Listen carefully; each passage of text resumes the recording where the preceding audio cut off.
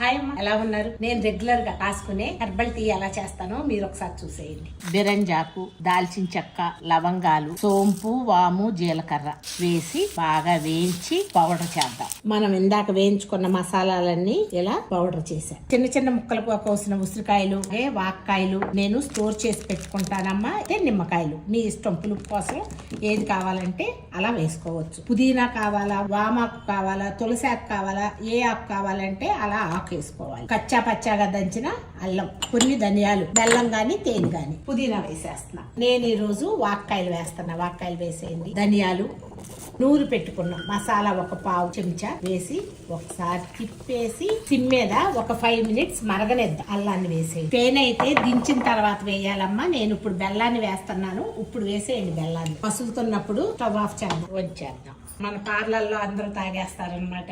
ఆరోగ్యంగా ఉండే herbal tea.